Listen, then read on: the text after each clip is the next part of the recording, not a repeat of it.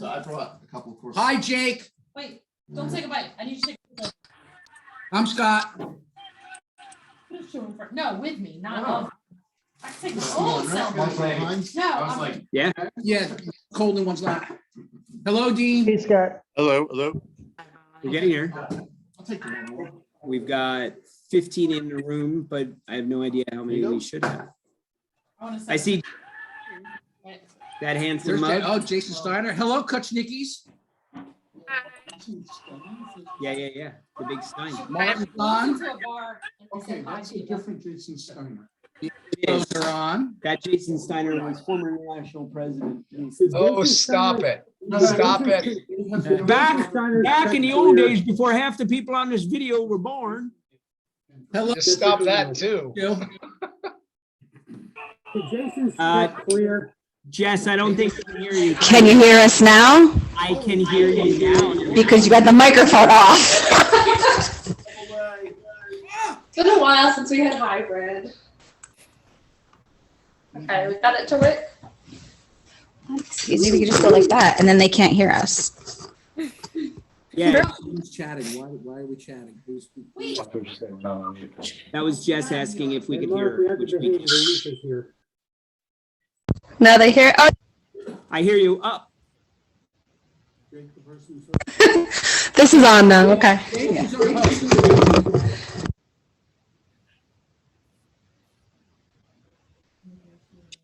That's right. Hello, Maureen. Hi, everybody. So nice to see so many familiar faces. Jason Steiner, how are you? Yes. I'm so glad everyone's doing a club boosting workshop.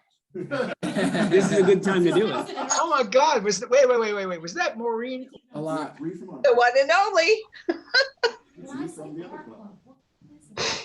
Look, you're muted, Jason. Oh my goodness, how are you? Good, good. It takes Bruce to bring me out. I've been in hiding for like 30 years. Yes, it Oh seems my that God, way. you look fantastic. Thank you. Thank you. Those are Bridget's. Whichever. And wait a second, that's Steve Nagel? Well, you know, Jason, if you came to a Giants game every once in a while, you'd see me. My God, I wouldn't have recognized you either. You look great too. You need glasses, dude. Get those checked. Well, I certainly hope to be able to attend games during the Brian Dable era, since I completely missed the entire Joe Judge era. So Hey, Luis, are we going to see your face, buddy? no, I can also not be the treasurer. I'm gonna ask Lucy. Lucy. It really doesn't take that much time, and I live next to the bank, so you don't even, you wouldn't even have to go to the. I'm a little concerned that George is running this out of a basement. Oh, that's like Party Central over there. He's running a speakeasy out of the basement. That's like Party Central over there. I mean, hold on. Jason, if you've never been to the Weiss basement, it really is like Party Central over here. I have not. Oh my goodness. Wow. I mean, we could do some damage. What do you mean can? You mean have done or did, right? Maybe, allegedly. Can't prove it. Jason, I would never do those kind of things. Of course not. Of Your course call. not. Of course not. Your secret's safe with me. Yes. Are we expecting any more? Waiting on any more? There are people that are not on there that I am expecting. All right. Well, we're going to wait a few minutes. Started. Say hello to people. I'm happy that it's Jake from Now in Gary's the Wine picture, that's hey, joining guys, us, not we've Jake been from before. State Farm.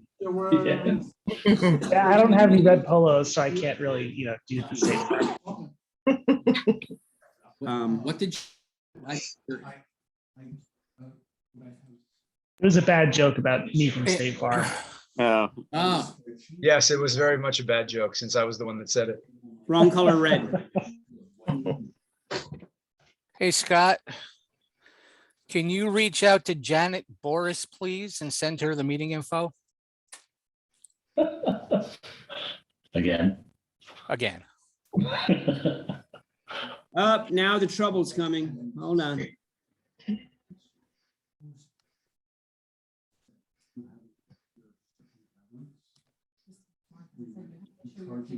You found it.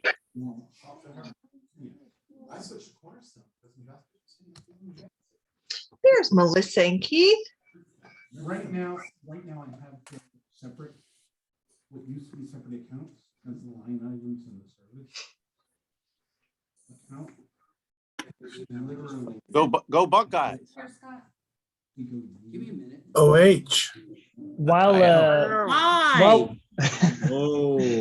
While we're getting settled, I would definitely suggest everybody going ahead and pouring all of your wines that we're ready to go.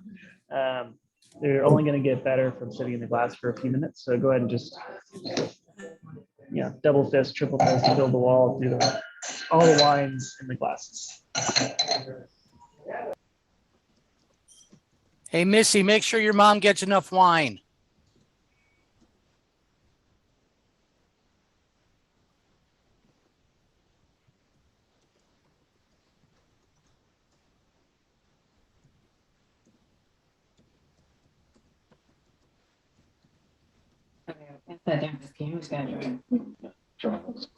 Miller 64 in a glass, Steve.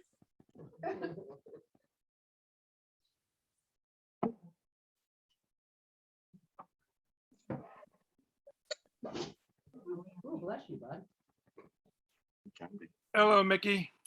Hey, what's going on?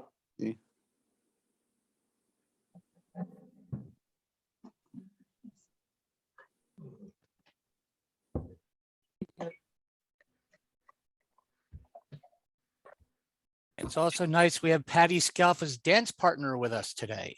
Okay, great. That's my bro. Don't worry about it. It won't go to waste. Yeah, so I'm backwashing. It's how I get home tomorrow. I'm gonna need some sangria. That's true. I'll have leftover.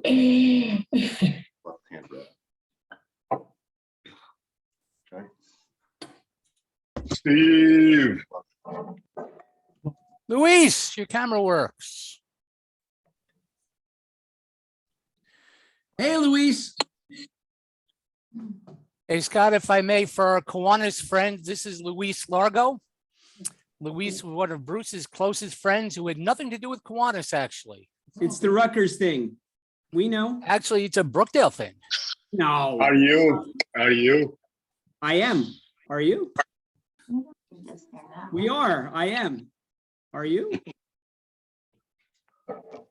We've got Nancy's on. No. Janet's on. Okay, good. That's a red. Guy, I saw your name pop across the desk I'm on a here. real estate deal. How are you, bro?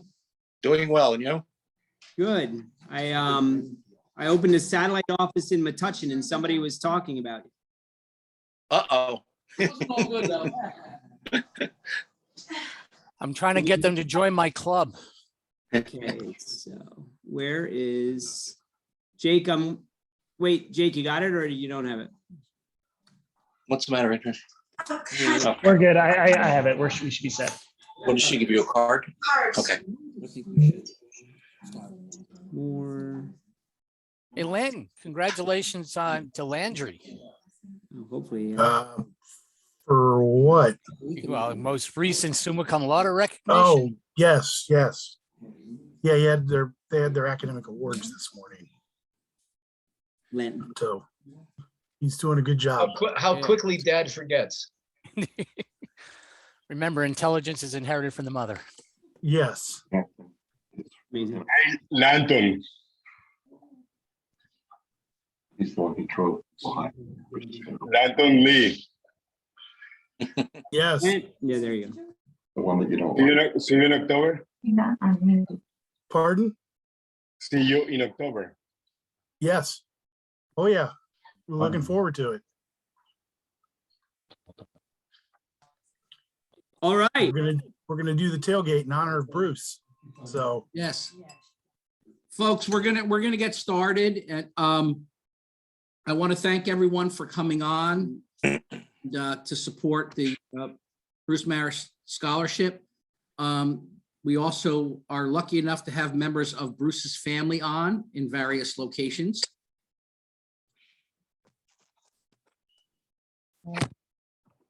And I'm going to let George speak for a minute because he likes to talk. That's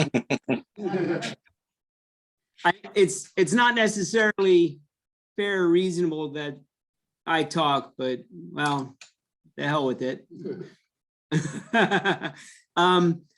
Bruce Marich was an amazing, wonderful man that everybody here doesn't need to hear the stories of that. But I do like to tell the story of how I met Bruce.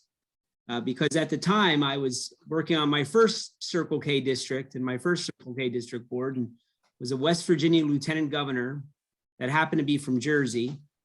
And we had a 16-hour drive to Nashville together. And I'd never met him before that drive, jumped in the van with him and agreed to be co-pilot. And for 16 hours, all we did was talk and learn about each other.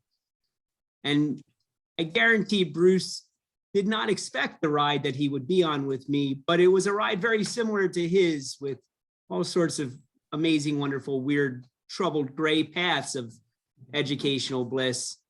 And through all the good times and bad times over the years, it was wonderful to have him as a friend and as a mentor. We decided to finally give up the ghost that would have been New Jersey Circle K Alumni Association, and said, fine, I'll join Kiwanis. I'll do it from the inside. The first person that I called was Bruce Marich, who was the first member to pay his dues for the New Jersey Kiwanis Young Professionals Club, where we neither had to be young, professional, or members of New Jersey, because that was the best way that we could figure out how to break rules.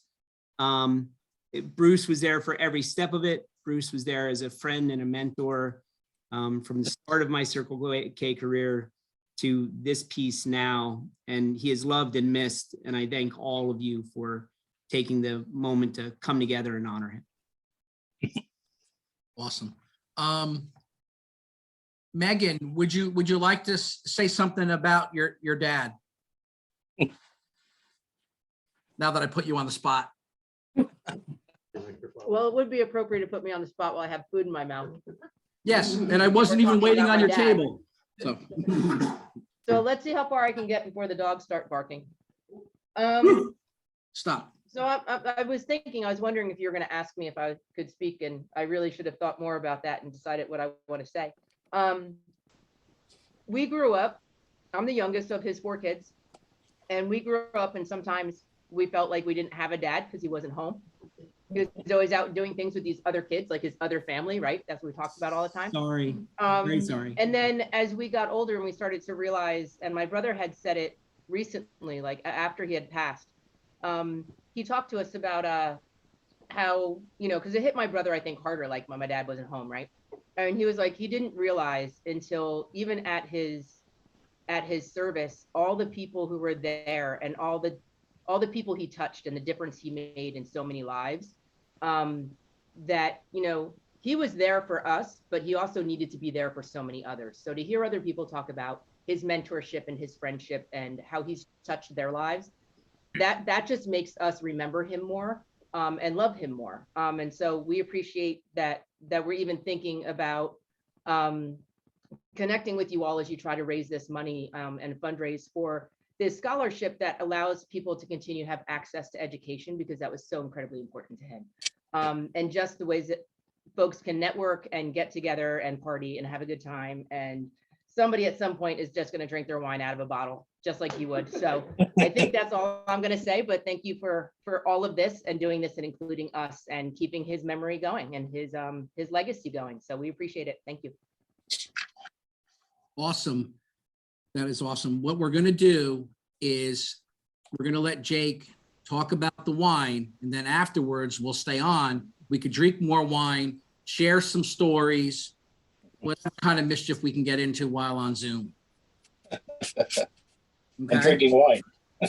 Yes. So if Jake, you are ready, Let's do it. let's roll. So before we begin, ladies and gentlemen, to Bruce, cheers. So should we start?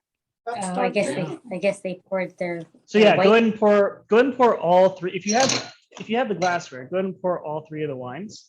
If you don't worry about it. Pour yourself a little bit of everything. We're gonna move through these wines at about 15 minutes a wine. So just if you don't. Just I want half of that. All right, just, Okay, Betty? I think we lost Jake's audio. He can have some. gonna give him that glass, No. since you're not using. Frozen. All right. You can, I can share this. Can you hear me now? Yes. Oh. No?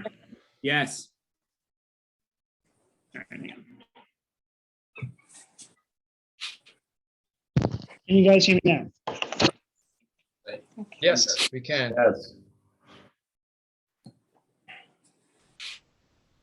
How about now? Can you hear me? Okay. Yeah. All right, great. We can hear you. Yay. Okay, so as I was saying, go ahead and pour a little bit of the wines, and we're going to move through these at a fairly fast clip. So if you don't want to be chugging wine on a Tuesday night, I would pour short pours. If you're down to do a good splash on a Tuesday night and go nuts, it is your Tuesday. So do as you see fit. As far as like myself, I've been doing wine for about 18 years. In the pre-pandemic times, I was the beverage director for the Momofuku restaurant group. So I bought wines and built restaurant wine programs for about 20 concepts across the country. So what I really want to impress upon you guys is this is your chance to ask a super nerd about wine any questions you might have. There's no question that's too silly or too dumb. We just bought wine, it comes in a box in Costco, we put on the counter with the little thing underneath it, faucet. Yeah, I mean, Yeah, that's nice. adult juice boxes work, you know, so no shame in that for sure. So I'm also going to show you guys a couple of maps to give you some context about where these wines come from. But please feel free to interrupt at any point in time. I'm happy to stop. All right. So let's roll. So we're going to first start with the Marlborough Vines Sauvignon Blanc. And so with Sauvignon Blanc is sort of an iconic variety. It's one of the most popular varieties in the world, and its original home is in France. If you guys have ever seen a bottle of Sancerre, that is Sauvignon Blanc. And that Sauvignon Blanc is nothing like New Zealand Sauvignon Blanc, because we have the sunshine and and the climate of New Zealand that really makes the grape come alive. So you guys go and give it a swirl. About a month ago. Very special. That's nice. I didn't know that. Stick your nose in it, and if you're not on mute, if you go ahead and mute yourself while we're going through. There he is today. He's a trickster, isn't he? He is. I He's a see trickster. how you have so much fun at rolling. So go ahead and stick your nose in the glass and take a whiff. And what I want you to think about is what type of fruits it reminds you of. So Sauvignon Blanc reminds me of especially tropical fruit. Thinking along the lines of like papaya and mango and even pineapple, but also some really intense citrus tones like grapefruit. And that kind of gives it the ability to like really be fresh and like fresh and jalapeno and all those really. Thank you, Scott. Thanks, guys. So if you haven't already, go and give it a nose, and you're going to get all those really bright, intense, fresh, like pungent aromas, and that is Sauvignon Blanc from New Zealand. And then go ahead and take a swish. And when you take a swish, I want you to rinse your mouth like mouthwash.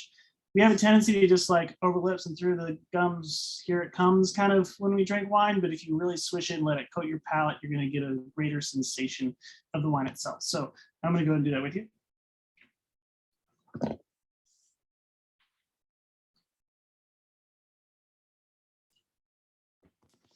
And I want you to, first thing you notice, you guys give me some nods or some thumbs up.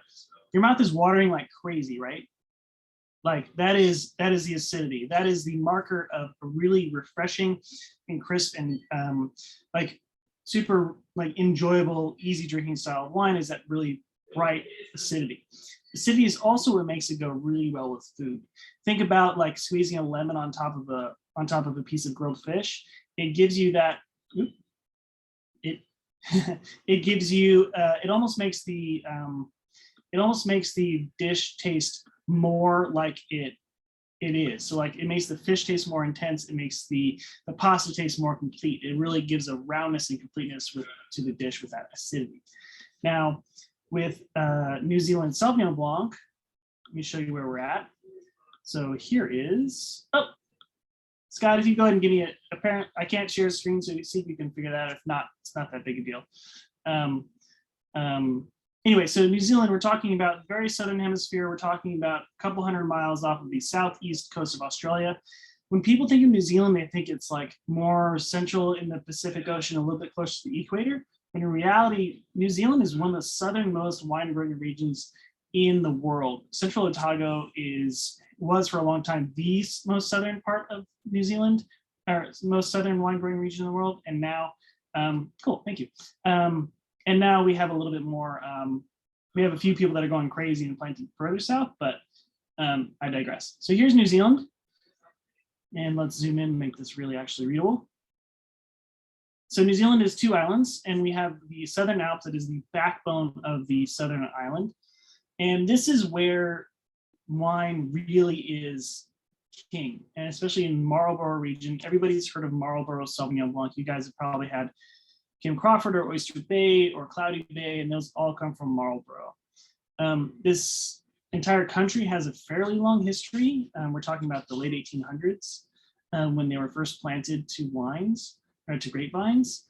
But the history that we learn about New Zealand Sauvignon Blanc, which is what we have a very great example of with this wine here today, is that it started in the 80s with Cloudy Bay. Cloudy Bay came onto the market showing this really pungent, fresh, zippy style. It's very much like this wine here, and it changed everything. And the reason they can produce this intense style of wine is because while they are farther south, which in the southern hemisphere means you're relatively cool, there's a ton of sunshine, and the hole in the ozone layer is actually over New Zealand itself. So you have more direct UV light. With that more direct UV light, you get a more intensity from the skins and developed greater ripeness and intensity from phenolic development, which is a whole bunch of nerdy stuff we don't need to get into. But basically, Sauvignon Blanc that grew here was nothing like its partners in France, nothing like what was made in California. And so suddenly the world had a Sauvignon Blanc that was extremely pungent, extremely identifiable, and extremely generous and easy to drink because of that really tropical, juicy fruit characteristic, with still having great acid. And so Cloudy Bay changed the world with this wine. New Zealand Sauvignon Blanc took off. It became one of the most popular varieties of expressions of Sauvignon Blanc ever.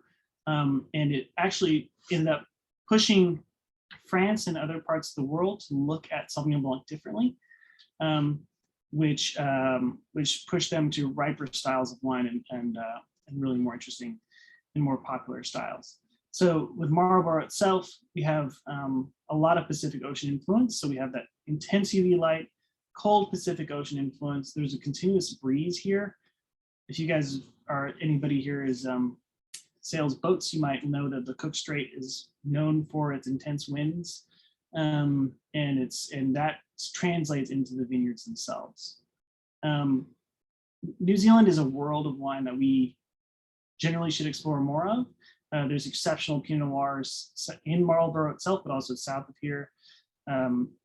Bordeaux style blends and Merlots and Cabernets are exceptional in Hawke's Bay, more Pinot Noir down here, and even Chardonnays on this little bitty island right here, Waiheke Island, are just incredible. But with that, like, this is a standard, like, this is a style that as I go through my years of wine studies, this is a style that is one that I'm expected to know inside and out. This is like, if you miss this wine in blind tasting, it's not good because it's so distinct. Yeah, Jason, you're exactly right. Whitehaven is an exceptional one.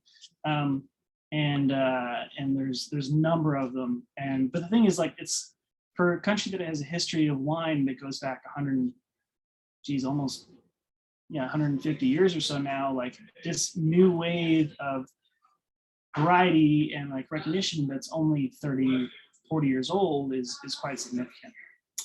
What do you guys think? Like, unmute, tell me what you think of the wines. Does this taste like you expected it to? Are you expecting something a little stonier? What do you guys like for Sauvignon Blanc? Tell me what you think.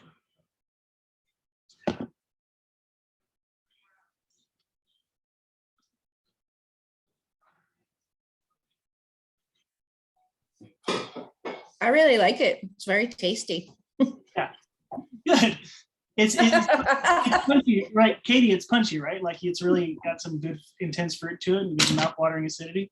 I was surprised by the fruit taste of it, the grapefruit. Yeah. So I wasn't expecting that to be forward. That's the mute one normally. So like usually what were you expecting? To be a bit more drier and just more mellow, I guess. Yeah, a little more subdued, right? And that's, you're exactly right. Like French styles of Sauvignon Blanc are really about that crisp grassiness and more of like a lemon citrus tone, and that's about it. Really mineral. It's like licking rocks. It's not as pleasurable as this. This is just generous and fruit forward, and they're not always this easy to drink. On the Jessica cam, I know we were working on unmuting and muting. You guys have a question? What you got? You'll have to unmute, but because I ended up muting you, but try again. Okay, I think we're good.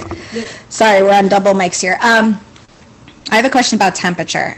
So I actually normally drink this cold, so I chilled it before we had this tasting event. Can you talk a little bit about, like, should I have chilled it? Should I have not chilled it? What brings out more flavor? That kind of stuff. Excellent question. So we as Americans tend to drink our white wines too cold and our red wines too warm. A lot of us here, like a lot of us learned at one point that we should be drinking whites or reds at cellar temperature, and whites like a slightly higher than that or slightly colder than that. But those standards are based on European temperatures. Like we're quite a bit further south than most of France. So generally speaking, for white wines, I like to drink them around 50 degrees. So what that means is if you've refrigerated your white wine, pull it out about 10 minutes before you're going to drink it and then drink it. And what that does is it becomes more aromatic and it gives it a little bit more texture to it. White wines that are drunk straight out of the fridge and right out of the ice bucket tend to be really just acid driven and really muted flavor wise. And so if you let it come up to temperature, it's just going to get more and more complex and develop. Typically, if I'm at home, we'll keep wines in the refrigerator. We'll pop them. We'll have like a half glass while we're cooking dinner. Then we'll never cool it again. It'll just let it coast and get warmer and warmer.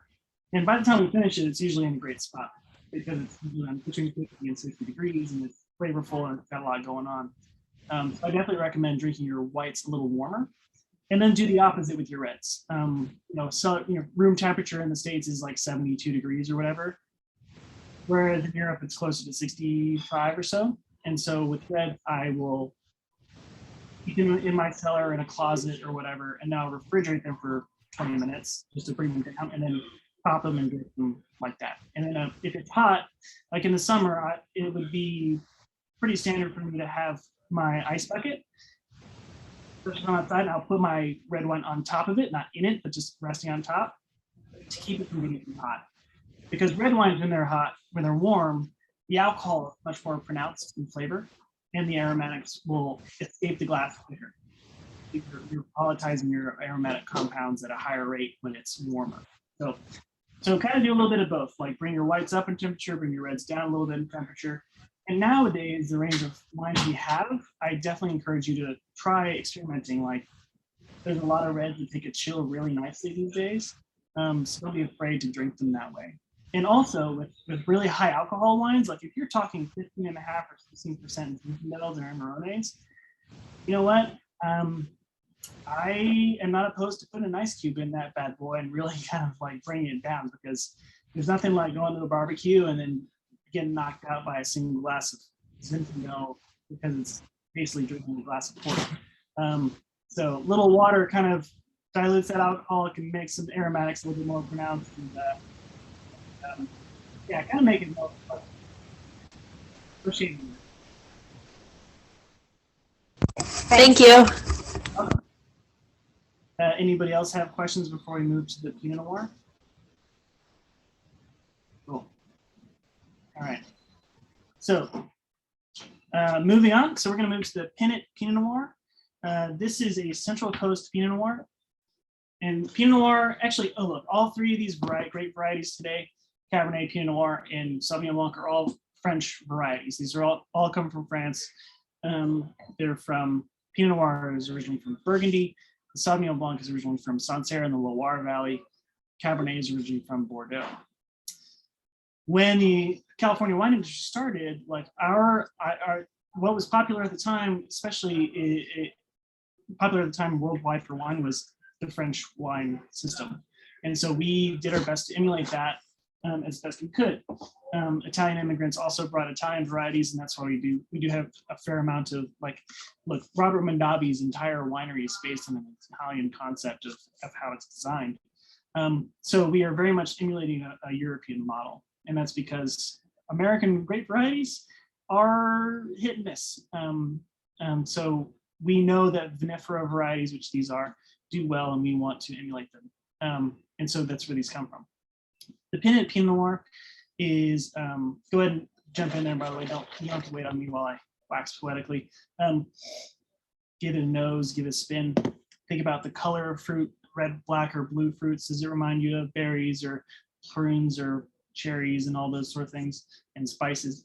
But this comes from Central Valley, and this is made by the Wente Estate. Wente Estate is just south of Oakland in the Livermore Valley, and I'll show you where that's at in a minute.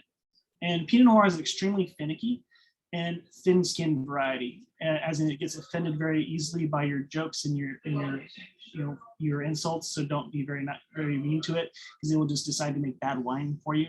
But if you're the Wentes, you've been making this since the 1860s and you have some experience. When we think about Pinot Noir in California, Russian River is sort of where we go to first. Russian River is an excellent climate for Pinot Noir. It's relatively cool, but lots of sunshine. California is all about sunshine. And just south of the bay, you get a little bit more restrained, the restrained influence from the Pacific, so it's not quite as cool. But Pinot Noir always shows with beautiful, really lovely acid to drive the bus, and tannins that are really generally relatively soft. So go ahead and give it a spin, stick your face in it. And I do mean stick your face in it like this. You can smell it like this and be dainty, but like the wine wants you to stick your schnoz in the glass, so go for it. So what fruits does this remind you of? For me, it's like red and blackberry tones, like blackberries and cherries. Does anybody have anything else that this reminds them of? No wrong answers here. Cool. Gary, I'm sorry. Can you tell me what wine we're on? I lost. I'm sorry, Katie. We're on the Pinot Noir. Okay, thank you. Look, Pinot Noir, like this just reminds me of kind of like cherry pie. Like I want like cherry pie, blackberry pie, sort of that black and red fruit spectrum. And when I think about fruit, like it is definitely a spectrum, and as you get more ripened flavor, you get darker in fruit. So wines like this, or like Gamay, typically hang on to like the red cherry raspberry spectrum, strawberry. And if you get into like Cabernet, you get to more plum, which we'll taste in a second. And if you get to like Malbec and some Syrah, you get like blueberry and huckleberry. And that has to do with the fruit itself, but also ripeness. So there's Cabernets in Napa Valley that they let ripen longer, and they get from the red spectrum to the black and blue spectrum. And it's also climate. So I think about this similarly, but more of like one of these like applausometers. So when we're talking about strawberry flavor, think about strawberries like right now, or even like a month ago in the Northeast where we are, like they're not very good. Like they're a hint of strawberry flavor, but they're not ripe. They're white in the center and they barely get ripe to the stem. Like it's just kind of a hint of strawberry. That's cool climate strawberry. As you get into a warmer climate, like a moderate climate region, say Oregon, or even like cooler parts of California, you're like the first week of strawberry season at the farmer's market. You're excited, like the ripeness goes almost all the way through. It's like really starting to pop, right? It's starting to get really interesting. And then warm climate is peak strawberry at the farmer's market. It's ripe all the way through. There's texture. It still has crunch to it, but it's ripe and it's juicy. It's like the epitome of strawberry. That's Napa Valley. And then finally you have, well, there's two more, but then you have like hot. And this is Southern Mediterranean climate where it's just very hot. And this is when you go back to next week to get your strawberries and they're overripe. Like you can barely get them home. Your duffel bag, your tote bag is like, looks like you murdered a bunch of strawberries. You can't do anything with it but make jam. And so you try to eat them, but they're soft. And so you just make jam out of it. And that jammy character is hot climates. And finally you have dried strawberries where all you can do is make fruit leather. And that's like really hot equatorial styles of wine, which you don't see very often. But when we smell wines as wine professionals, we think about that range of fruit ripeness, and it tells us where this wine comes from. Does that make sense? Does that kind of like tie together? Cool, good nods. I like nods. Awesome. And so with this, like this is New World meaning not European, Pinot Noir from just south of San Francisco Bay in California. So there's good ripeness here. This is probably warm, getting to almost Napa Valley warm. And relative to like our friends that make Pinot Noir in Burgundy, which is more cool climate, very continental climate. You have highs and lows, but it's really never going to get that hot in the summer and really doesn't get that level of ripeness. So if you haven't already, go ahead and take a sip and swish it around.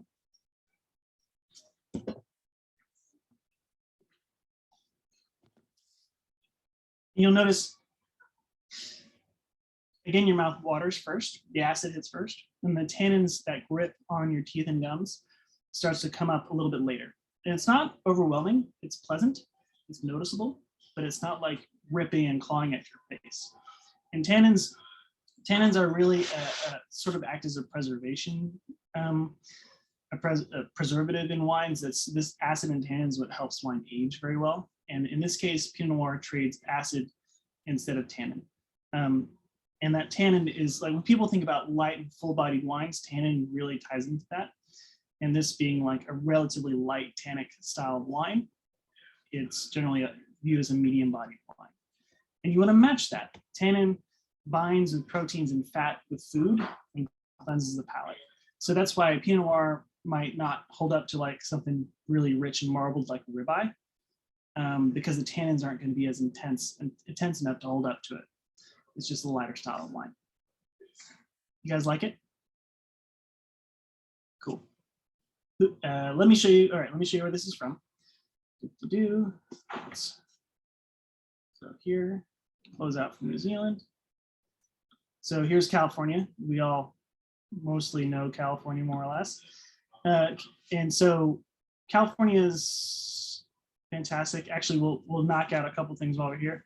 So I'll show you in a moment, but this right here, just north of San Jose, south of Oakland, is where Livermore Valley is, and that's where this wine comes from.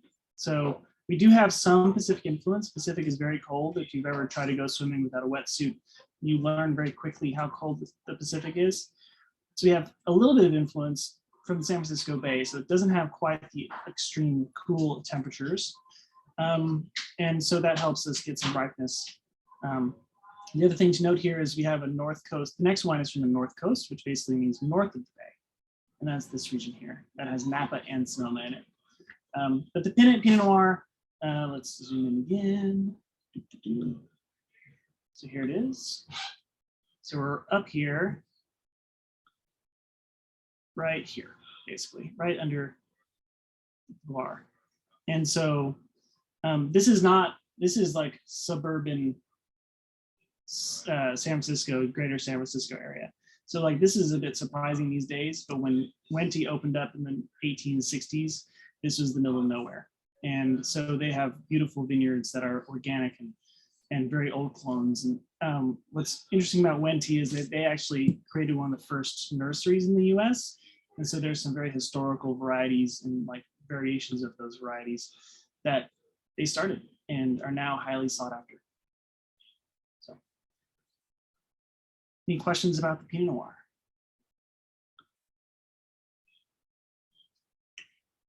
Is anybody surprised by the Pinot Noir? Like, it's surprised that they like it or annoyed that they don't like it. It's okay to not like it. Jake, do you know where the Seaver vineyards are? Seaver Vineyards, I don't. What, give me a clue, Mark. Tom Seaver, Tom Terrific, New York Mets. Oh, no, I don't know where his vineyard is. No. I'll have to check it out. Have you had wines from there? I've never been so lucky to get one. I know they don't make very many bottles. So and they're grabbed up very quickly. I'm sure if you got a name like that, they tend to go quick, I'm sure. So, well, I'll have to keep an eye out. Does anybody drink Pinot Noir regularly? Cool, Jason does, Katie does, Melissa, Wendy, excellent, cool, a couple of you. How does this differ from what you guys normally drink, if I may be so bold? I'm actually a bit partial to Willamette Valley in Oregon. Yeah. Is it because it's a little less like overtly ripe and juicy and a little more savory? Or just It's a good question. I'm not sure I know how to answer that other than to, I hate to use this analogy, but the Supreme Court's ruling on pornography, I just know it when I see it. I know it when I taste it, right? That was for you, George. Tell me more about pornography, Jake. Tell me more. The popular, the ever famous, I'll know it when I see it ruling. Yeah, it's just I can't put my finger on it. I just know that I tend to. I've also had the pleasure of being able to get up to the Willamette Valley and actually go to some of the vineyards there. I'm trying to remember the name of them. I love Oregon. Willamette is definitely, I tend to gravitate there more than California because I like a more savory style and it's also still affordable.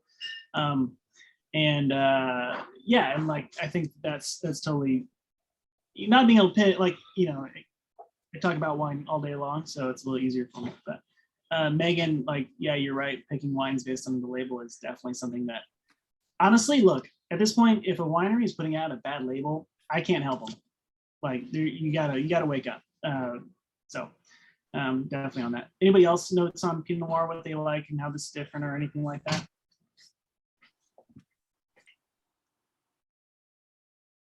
Cool. Cool. All right, Jacqueline, I'm coming to your house. We're gonna have a good time. All right, cool. All right, very good. Let's move on. Awesome. All right, so we're gonna finish with the going forward Cabernet Sauvignon. And this is a North Coast Cabernet. So we all are very familiar with Napa Valley. We've at least heard of it. The wines are getting harder and harder to get. But the North Coast kind of allows us to get a little bit from Napa, a little bit from all those regions that I mentioned were north of the bay. And that helps make the wine affordable because Napa Valley just keeps going up. And so feel free to, nice one, Steve. Good, I'm glad you're liking it, Martin. So with Cabernet has a very unique story in the US. So Napa Valley especially was just basically farm country for a very long time. It was a rancher's paradise. And in the 60s, people started planting Cabernet Sauvignon, a couple other Bordeaux varieties, and some Chardonnay, because they had fallen in love with French wines during the World Wars, when Americans were abroad, and sort of like World War II kind of acted as a catalyst for America to wake up and see what the rest of the world was doing. And part of that was Prohibition. We still feel the effects of Prohibition today, but Prohibition really knocked America back by about 50 years in terms of their evolution of wine. And so with our understanding and like learning what's happening in Europe, we were able to sort of wake up and see what we could do, and we were able to experience those. And so a few people planted wines in the 60s and 70s. And in 1976, there was something called the Paris tasting. And at that point, Stephen Spurrier, who was a writer in London, got together the best Napa had to offer, the best the US had to offer, which is like 6 producers at the time. And he sat them next to the best wines of Bordeaux. So first growth, the very tip top wines that it would take a rent check to pay for these days. he had them tasted blind. And what happened was that the US wines, which were a fledgling industry, trounced the French growers and put Napa Valley on the map. Like literally that moment forward changed the existence of Cabernet Sauvignon and US wine forever.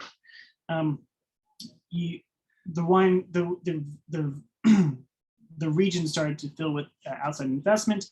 You were able to buy some wine, buy some land and plant some grapes and really work your butt off for a few years. And nowadays, you can't buy new land in Napa Valley without millions of dollars. The region is now a UNESCO heritage site, and the city has put a stop on any expansion. So whatever's there is it. You can't plant new vineyards, you can't grow the city, you can't do anything. And so what that has done is caused the price of land to go up. There's one vineyard in particular, if you guys ever have a moment to drink Tokalon Vineyard on somebody else's paycheck, I recommend you do it. These wines start at about $300 a bottle wholesale, so $600 for humans. And that is because the wines from that vineyard are $30,000 a ton. That elevates the average price in Napa Valley to like $8,000 a ton, which means you like normal person Cabernet from Napa starts at $50 a bottle on the retail shelf. So Napa Valley automatically becomes challenging because of all those things. Cabernet elsewhere in the state drops by about 50%. So if you guys want Cabernet for like $20, you can see it from like Paso Robles or North Coast. And it's because those regions don't have the history and the renown of Napa Valley. They also don't taste quite the same, but they're still Cabernet and they still taste great. So that's a very short version of where Napa is and why it is what it is. So let's taste. So one of the things you'll notice is that the wine is darker in color than the previous wine. That's because Cabernet has more pigment in the skin itself. And so one of the things I always like to mention is people a while back used to always look at color, and if it wasn't dark, they would say it wasn't very good. And that's just not true. Just like all of us, we have different thicknesses of our skin and different shades, and so it's just to the unique variety itself. And then go ahead and sniff it. With Cabernet, we shift that spectrum just a slightly to the black and red spectrum of fruit. And we typically get a little more concentration, more plum skin, more deep, rich tones. And then by show of shakes of heads or thumbs up or whatever, you guys smell it. Does anybody pick up like fresh cut grass or bell pepper or jalapeno or an herbaceous tone? It might be pretty muted in this, but okay, cool. If we're not, that's fine. Let's keep going. And the bell pepper herbaceous tone is a hereditary marker for Cabernet Sauvignon. It's less prominent in California styles than it is in French styles, but you might taste it more than you might smell it. And there's also a little bit, there's not a ton of oak. Somebody remarked on that earlier, which is nice.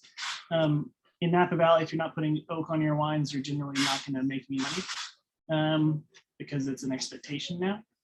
But Cabernet has that sort of herbaceous graphite cigar box characteristic that can tie it well to oak flavors.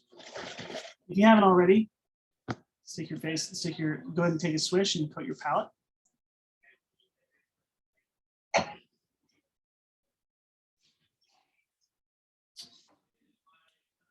And I want you to notice first, you can start to get tannin, right? You have grip on your teeth and gums. And that's because Cabernet has more. And Cabernet is one of the most tannic varieties, and it still follows with that acidity that makes it nice and refreshing. That increase in tannin gives you more power to play with food. So this is where you start to get into like braised short ribs or ribeye steaks, or like really rich, like Tuscan bean braises, even just beans with like a bunch of nice rich broth.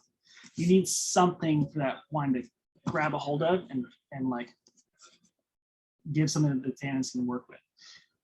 When I started in the industry, I worked at a steakhouse in Texas where a single serving steak was a 16-ounce bone-in ribeye, and you and your date both had one, and I don't know how I functioned at all. These days, that's just screams heartburn to me now. But like a glass of Cabernet with a big honking ribeye is a perfect pairing. It's because, you know, as you're halfway through that pound of well marbled beef, like that first bite is explosive and it's buttery and rich and beefy. But once you get into it, it starts to fade and it becomes sort of monotonous. If you take a swish of Cabernet, that tannin is going to bind with all that delicious beef fat and scrub your palate clean. And the next bite is just like the first. And so that's where like a perfect pairing of matching the intensity of the wine and the intensity of the food really comes to fruition. And if you haven't already, I would consider that for a nice, rich dinner tonight or tomorrow. But that's sort of what the structure does. And yeah, and so Cabernet is like one of those varieties that just really stands up to really rich foods because of that tannin structure. Now, when it does change a bit as we move, like this is North Coast Cabernet, so Napa would be a step more intensity of ripeness. We are pulling from Napa Valley in this, probably around 50 or 60% of the wines. The rest of it's going to come from more north of that, outside of Sonoma. And that tends to be a little less ripe and intense in fruit flavor. So Napa is going to be more intense fruit flavor. If you were to move to Bordeaux, the historic home for it, you're going to see this wine in wines, this grape from wines primarily in the Medoc. So this is the left bank on the Bordeaux side of the river. And this is a whole other class, but you might see Saint Estèphe or Margaux or Saint Julien or Pauillac. Those are all Cabernet based. And the other side of the river is more Merlot based. And those wines typically are like more tart fruit, a little redder in spectrum, and a more coarse, like grippy, structured, like coarse tannin, more gravelly tannins. And tannin structure changes. Like this one's kind of, it's intense, but it's polished. And then if you were to have a European style, it's more grippy. Another thing about Cabernet is 90% of the time it's blended, and that's traditional. Cabernet acts as a structure. It is a framework to play within. The tannin and acid give it this, like, I like to liken it to a pastry because I'm always hungry. It is the donut. It is the pastry of the donut. Merlot and Petit Verdot acts as the jelly filling. And so Cabernet by itself is just like, you get beat up a bit. You only see 100% pure Cabernet Sauvignon from like the best sites in California, because those are the only ones that get the actual full enough filling to have structure. So every other Cabernet is blended with those other grapes to give it some pleasure. Otherwise it's like drinking nails. Kristen raised a hand. What do you got? Unmute, ask your question. There you go. Quick question. Is there blackberry in this? Yes, good job. Oh! All right, perfect. Thank you. We knew that. You know, it's funny. I forget sometimes that, like, when it comes to picking out fruit, that's the hardest part, for sure. And it's because, you know, a normal human being that's not me doesn't walk around going, "This is what a blackberry smells like. Oh, this is what a blackberry tastes like." And then do it like this is, you know, before the pandemic, I would encourage my staff to go and like walk around the grocery store smelling oranges, which is not a good thing now, but like consciously thinking about what something smells and tastes like is not normal. So definitely get some practice in it. One of the Okay, the funny reason why is because I'm allergic to blackberries. I took one sip and my mouth lit up and I was like, "Oh, blackberry." Yeah. Alarm. Yeah. Well, fortunately, there's no blackberry in it. Oh, no. No. Okay. So the way this works is like when a grape ferments, it actually unlocks esters and phenols and aromatic compounds that mimic or are actually identical to those other fruits. So there's never the actual other, unless you're drinking like Arbor Mist or like really, really, really cheap wine, you're going to be fine. Even the sangria, you're not going to pretty much have blackberries in it unless you put it in there. But the fermentation process actually will give you those identical or very similar flavor markers that mimic those flavor compounds. And the reason that I talk about, like, you know, Cabernet tastes like this and Pinot tastes like this is because each of those varieties has a unique fingerprint that with practice you can figure out what they are without actually seeing the grape or seeing the bottle. So Cool. Yeah, it's wild. If you ever want to like completely start a new career and go to school for a long time and never finish anything, start studying fermentation science, and it's just mind blowing. I could still be in Circle K. I picked the wrong degree. Oh man. So do you guys like the Cabernet? Any yeah? Jake, I have a question, Jake. What's up? It's a school night, so clearly I can't finish all 3 of these bottles tonight. What is the best way to store them now that they're open? And how long can they last? Great question. Great question. Best way to store them is put a cork in it and then lay it on the side of the refrigerator, even the reds. The cool temperature will reduce its rate of oxidation and keep it fresh for a couple of days. You probably get 3 days out of this. If you drank down to the halfway mark, you should probably drink it tomorrow. The more air in the bottle, the faster it's gonna spoil. But usually for wines like these, I'm usually drinking them 3 days or longer, especially if I'm keeping them cold. Thank you. You can always call in sick for your kids and yourself tomorrow. That's fine too. It's a COVID. Yeah. You can always cook with it, right? Right, Jake? Absolutely. Definitely cook with it. Easy solution. Yeah. But we don't have that. Other questions, y'all, about the Cabernet? So, Question actually, if you had, I don't, but if you had one of those pumps that pulled the air out of the bottle, would it last longer than the refrigerator? yeah, I usually get like another day or so out of those wines, or out of the vacuum pumps. It definitely helps if you're like halfway or lower to stretch it a bit more. It definitely helps. Cool. Okay, so whose favorite was the Sauvignon Blanc? Cool, awesome. Whose favorite was the Pinot Noir? Awesome. Whose favorite was the Cabernet? Who just likes to drink on a Tuesday? Yeah, that's what I'm talking about. Was anybody surprised? Did anybody discover anything new that they were not expecting? I'll get you to your hand in a second, Kristen, I think. No surprises? I'm surprised Atlantan's drinking wine. I drink a lot of wine, actually. The only time you see me, I'm drinking beer. That's my point. It's not beer, it's wine. I drink wine almost all the time at home. It's a very good man. Actually, Jake, I do have a question for you. Have you had any experience with the Andretti wines? No, actually, I'm not familiar with those. Because my wife and I got a chance to go to their winery in Napa a few years ago. And so Mario Andretti's got a winery. Yeah. And we thought their wines were fantastic. And they're actually pretty expensive. Yeah. Not like I think probably Tom Seaver wines, but sure. I mean, yeah, it's race car money, not necessarily basketball player money kind of thing. Yeah.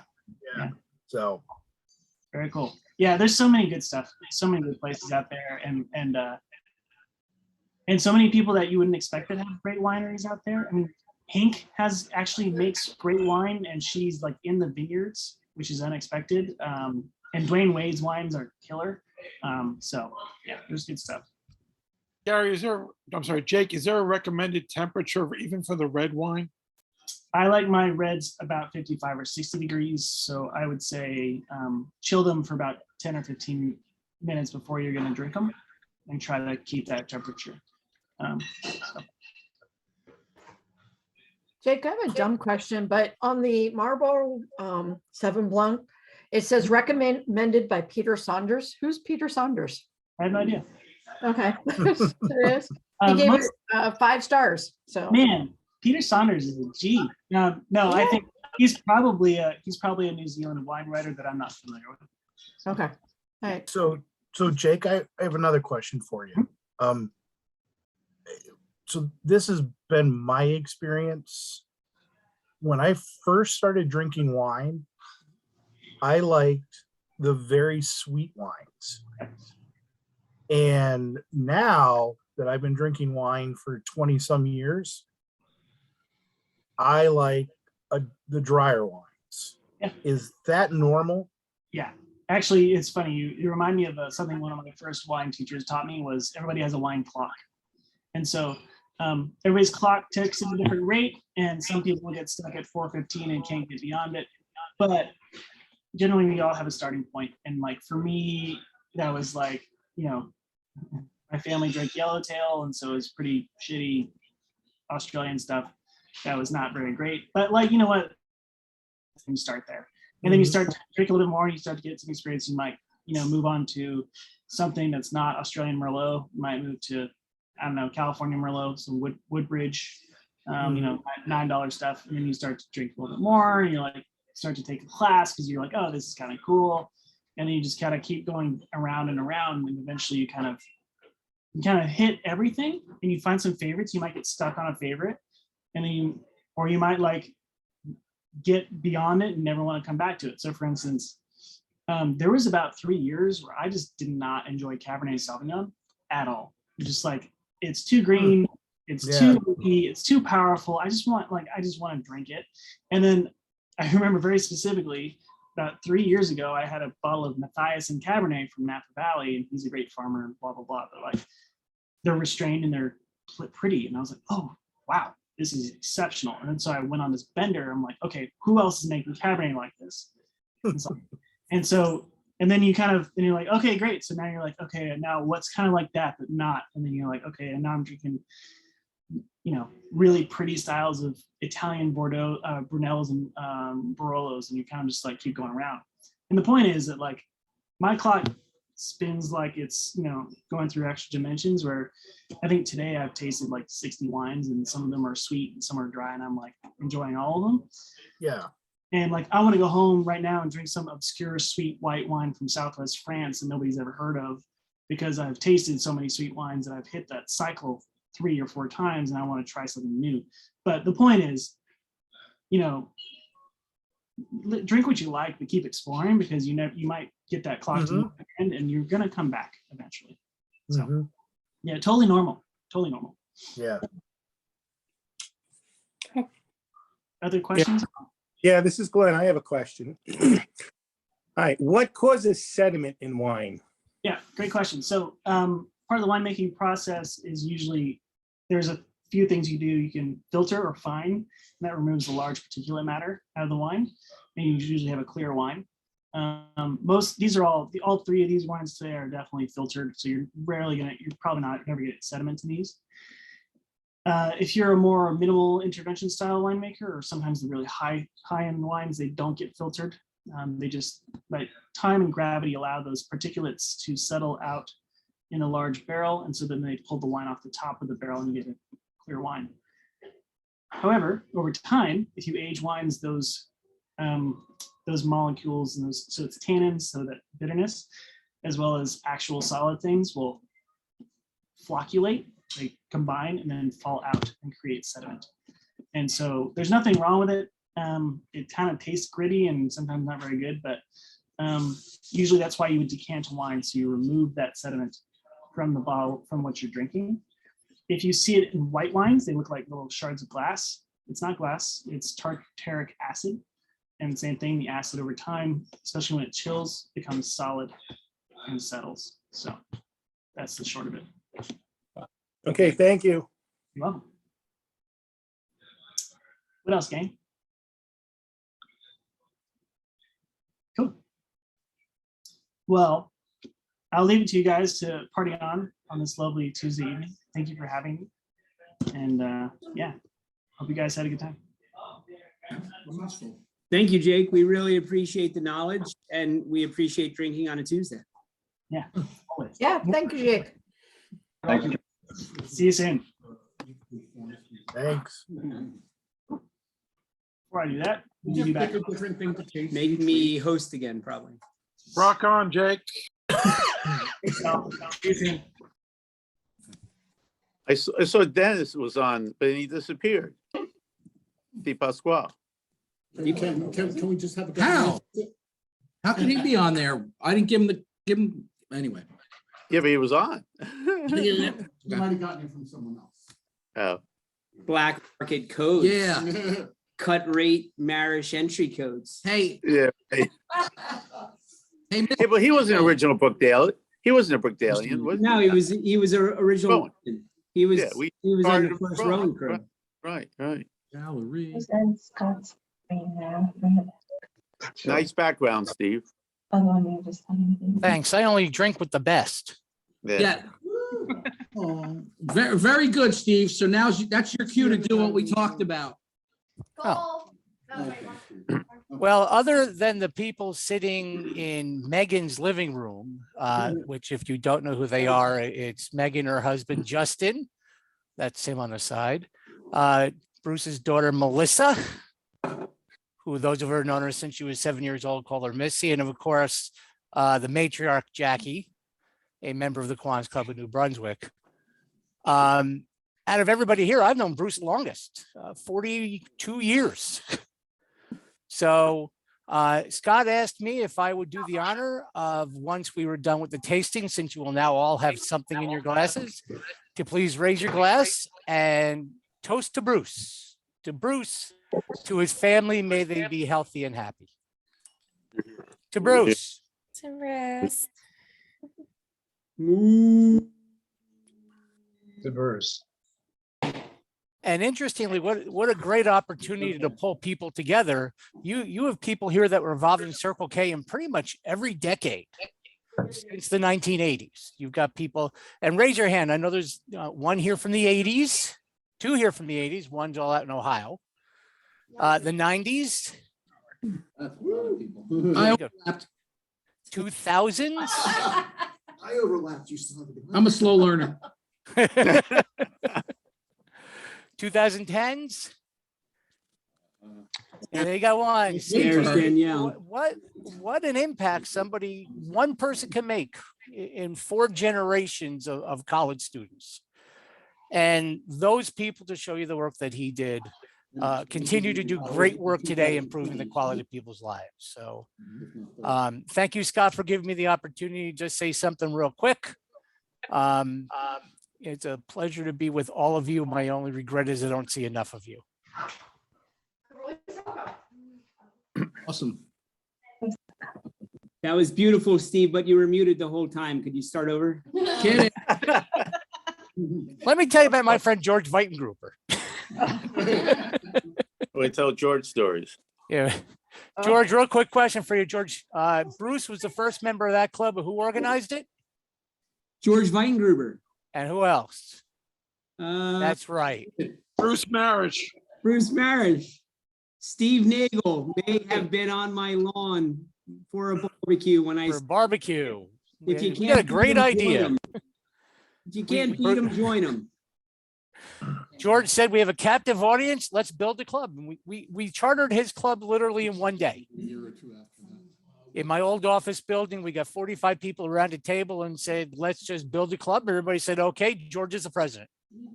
And then half of them dropped out because I was president. And it's okay. We made it work anyway. And you're still here. Damn it. Martin, if it would last long enough, I'd bring you the Cabernet. I know you really like it. Would anybody like to share some Bruceisms? Wait, I got a question. Can you talk about the scholarship a little bit? Yeah. Yeah. Where it's going, what school and everything? Wait, we're working on it. No, don't run away. Hold on, sorry. I was letting other people talk. I'm not a hog. Anyway, I would say our estimate right now is we're somewhere in the neighborhood between 2,500 and 2,600. I think we have a long way to go in terms of endowing this, which is what we want to do. June 13th, we're doing a dine and donate at PJ Wellahan's in Marlton. Maple Shade, I'm sorry. Forgive me, it's an M word. I will let you know that I have some other ideas from doing some other ones that are in different geographic areas. We are also working on a beer event in the Bordentown area, which we'll see in the fall. Okay. I appreciate everybody's participation. I would. Oh, Crystal Barton is waiting. Crystal in Barton is the waiting? Waiting Oh, we'll room. let Crystal Barton in. She was in and then she was out. Now she's in again. Hold her back in. There we go. Did anyone have any more questions beyond that? Or is that what you were looking for? You were looking for more than that? No, that was it. It's going to be for Rutgers, of course, right? I mean, chances are the Rutgers people will have a shot at it and may win it from time to time. Brookdale people, what are we talking about here? Brookdale. Brookdale. Thank you. There you go.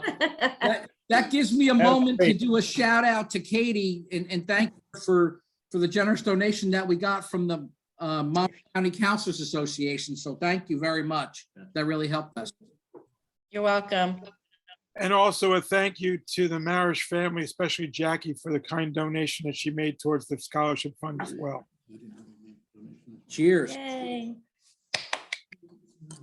All right.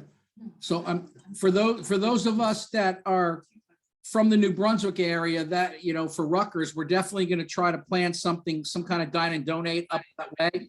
I just haven't figured it out yet. I'm just trying not to inundate everybody all at once. We're going to spread it out over time and see how we do. And it gives us a chance to interact and have some fun together. Hey, thank you. You're welcome. But Hey, Scott, back and to my actually original- probably this goes out to Luis too.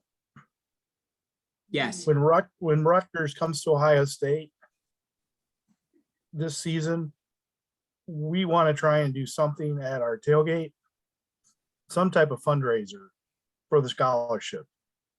Awesome. So, Great. Road trip. yeah, so we would invite all of you all to come out to tailgate with us. But so Luis, let's put our heads together about, you know, what we might be able to do. Is that Do we have to October invite? 1st? Do we have to invite Steve? Pardon? Do we have to invite Steve? Yes, we have to invite Steve. He won't come, but we'll invite him. Is that October 1st, Lanton? Yes, I'm pretty sure it is. Let me double check, but I think it is. And Lanton, real quick, why don't you tell everybody about Cletus Fest? it's our tailgate that we do. It'll be our 29th season this year. And it's the official tailgate for our Kiwanis Club and our OSU Circle K Alumni Society. But it's bigger than those two organizations. So it's and we try and fundraise for our Circle K scholarship fund that we have. We fundraise for the James Cancer Research Center. So we try and tailgate for a purpose. And so we're looking forward to our 29th season. And we've partnered with Friends of Frank since Rutgers has joined the Big Ten. And actually last year was the first year that Cletus Fest did not come out to Rutgers because of scheduling. So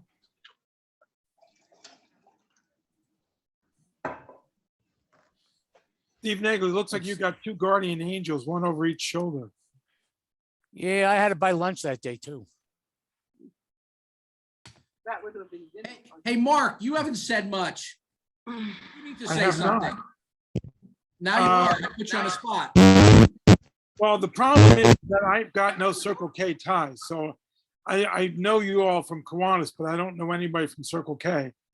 I know That's Lant okay. because I know Lant because he was like one of my first group leaders back in the day. And Dean, because I know I followed him as governor when he was governor the first time. I think one of my favorite Bruce stories was out in, and she's gonna, don't cry, Danielle, was out in St. Louis. Where Bruce drove this crew of Brookdalians out to St. Louis for Circle K convention. And Caitlin, you were part of that crew too, weren't you? Yep. Yes, she's it not- was. I have a ton of pictures from that. And it was at the Washington University. And I got to meet a bunch of great people while I was at my first Circle K International Convention. And we had a great time. In fact, Bruce and Bill Cater and we went out for tapas in St. Louis. And who would have known they had great tapas in St. Louis, but we did. And Bruce and I also went out to Dairy Queen because it was Dairy Queen ice cream. What was that called? It was Donate for Dairy Queen or Make a Difference Day or whatever it was.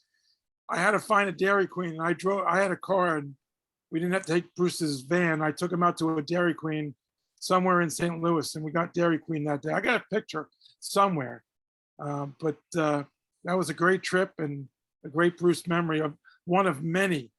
And it wasn't even a Rutgers memory, it was a CKI memory with Bruce. Mark, that was such a great convention. I remember sitting with you and Bruce and Bill, and you introduced me to like the pin collecting, because it was my first convention. And I remember you gave me a pin. But that was also, and Caitlin, you'll remember this too. Yeah. I'm pretty sure I was taking my sweet time in the airport, and Bruce was in charge of us. Mhm. And I'm pretty sure the plane almost left without us. And it was the one time that Bruce yelled at me. Actually, he yelled at all of us. Yeah. And I was like, I never did anything against his word after that, because he really was upset with You us. got that. I remember that because he had to hold the plane for us, and it was a whole thing. But And you I made think the that we were plane, you getting made it. Wendy's. It all came down to Wendy's, and we were late, and I'll never forget that. I was like, that was when he became like an uncle figure, not just an Oh, advisor. yeah. Things got real, and we had gone on many trips after that. But he called us his Bruce's Angels. Yes, I Trip. have so many pictures from those. Luis, where are you, buddy? Come on screen. I'm here. You remember we went down to New Orleans right after the hurricane? You and I Oh. and Bruce, and And, stayed and in the then hotel. we went to New Orleans and we arrived there and he forgot the tickets. And then Jackie had to ship the tickets overnight. And because of the hurricane, nobody could go to the game, and they were selling the tickets at $5 the next day. And Bruce took Luis for his first gumbo, or yeah, we had some really good food in New Orleans. We were staying at a hotel, and every electric company in southeastern the U.S. had their crews staying at the hotel. All the trucks were parked in the parking lot, and thankfully we only had to walk across the parking lot to the Superdome to the game against Tulane. That was I forget what year it was. Do you remember what year it was, Luis? I believe it was 2012. 2012. We had a great time.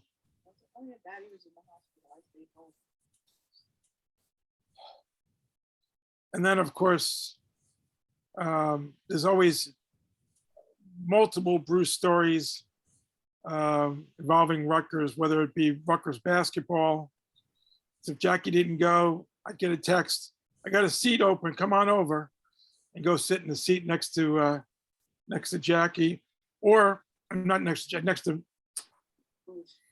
Bruce. Excuse me, because Jackie's seat was sometimes taken, sometimes not. Megan was there, Jason was there, Justin, excuse me. But the bottom line is, I used to go to Bruce's house. We'd all cram in the car, and we'd go over to the games, and we'd ride back. And it was always like family. It's like family, just going to visit with family. It was awesome. Kelly, you're out there. What do you got to say about Bruce? There was this one Houston. Where is he? I'm here, just hold on. There we go. Sorry. Bruce, I met Bruce through Circle K, but I was always in the PA side. And of course, George is the one that helped do that. But he was one of the guys that was always out there trying to keep us in line.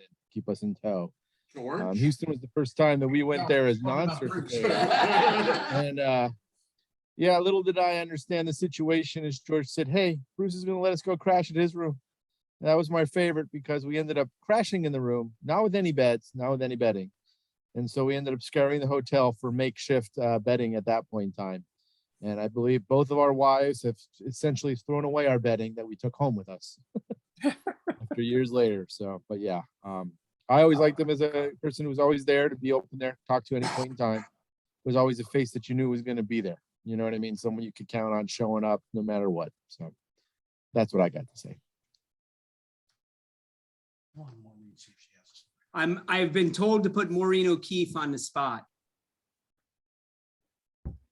Hi, everyone. So nice to see some familiar faces. I've been out of touch for a long time, except for Melissa. So nice to see everybody, and what a great occasion to come back together to honor Bruce. I was thinking I got a lot of Bruce stories. I think it was the late 80s when I met Bruce, and I was his last governor. I think it was 1991. And man, we had a great trip down to Biloxi, Mississippi. I forget the name of his friend. Who was his friend down south? Joe Pratt. Joe Pratt. That was his life roommate. Yes. So Bruce and I went down to Biloxi. I think it was Jeff Maddie's convention, the year he was governor. He and I were governors the same year. So Bruce and I managed to justify a trip down there to support them. And God, we had such a good time, just such a good time. And, my dad didn't like anybody. He was like very mistrusting. And I was like, no, Dad, this guy, Bruce, he's like a father. He's looking out for me. And we were in, I think, Indianapolis one time. And we had time to kill. So we put our luggage like in the back at the hotel, like behind the desk. Well, someone stole my plane ticket out of my carry-on. So Bruce had to buy me another ticket right then and there. And my dad was like, he did that? I'm like, yeah, he took care of me. And my dad never worried when I was traveling with Bruce. He was like, I feel as if he cares about you as if you were his own daughter. And that was just such a nice feeling, because I really feel like he did. And he trusted us to kind of do our thing and grow and spread our wings and have a successful year. And, that just was it was just a great time of life. And I always look forward after graduation when Bruce would go off to the conventions. He would always send me a postcard saying, hey, I'm at the annual CKI convention. And I got those for maybe like 10 years afterwards, a long time. So I just love that he did that. So I guess one last memory is he gave me as a gift, well, two things, and I've just moved, or I would get it. I don't know where it is. I've just moved. I haven't unpacked, but I got a board gift, which was like a lovely Waterford biscuit jar that I have taken around the last 30 years, I guess, 31 years. And I always keep that on my desk. So I just think of like the best Circle K memories. And he gave me this big ass gavel. I mean, it was like this big with a big band, and it was engraved. And I worked in the law department for a technology company for 28 years. So I always had it in my cube. And when salespeople would come by, it was very apropos for the law, being a negotiator. I was like, this is for you. In case you get out of line, I'm going to whack the crap out of you with my gavel. So Bruce has always been in my life, really, ever since I graduated in one way or another. And I hold the fondest of memories of him and my time at Circle K and the friends that I made. Good times. So thanks for letting me share. Hey guys, I just wanted to jump in. For those of you who don't know me, I'm Mike Alivo. I'm a former Circle K-er. I'm a past New Jersey Circle K governor. Maureen, it's lovely to see you. I was so excited when I saw your name pop up. Just on behalf of Circle K today, I'm a Kiwanian with Mount Laurel, Kiwanis, and I happen to be serving as the current Circle K district administrator. I can assure you that Bruce's spirit lives on within our group. There are currently 4 people right now on this call, 4 of us all together who are currently serving on the Kiwanis committee. I'd like to take a second to recognize them. Mickey Cohen, we have Emily Scharf, and Kelly Shaw, all currently serving on the Kiwanis committee now. No, Kelly's from Jersey. Kelly's with New Jersey now. He's a Jersey Kiwani after all. So, No, he's always been a member. the spirit lives on. We're super excited. We're always happy to have another scholarship potentially in the midst for Circle K. Just to let you guys know, the district's about 300 members. We're about 320 right now. Things are really rolling along. We actually have the international president is from New Jersey right now. So we're having some super good years for those of you who've been away for a while. Looks a little different, feels a little different. The communication's certainly a lot different in the technology they have, but you know what? The candlelight ceremony at Insight is still exactly the same. Nothing has changed in that regard. So, but again, just thank you on behalf of current Circle K group. And it's been so great to see everyone who I've known from a long span of time now. So good to see everyone, and thank you very much for the support.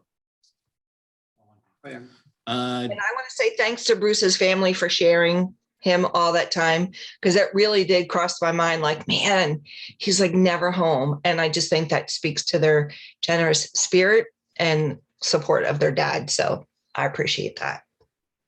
And just so everybody knows, okay, there's a 1-year moratorium in Kiwanis before anything can be named after anybody. So while we are certainly raising funds for the Bruce Marich Scholarship, there will not likely be a Bruce Marich Scholarship this calendar year, but we're hoping to have enough money in the pocketbook by next year to give out something. So that's the target, with a goal, an ultimate goal of a significant amount, so we can endow the money for many years to come. I named the scholarship after Bruce this year, and nobody rejected my money. We're fine.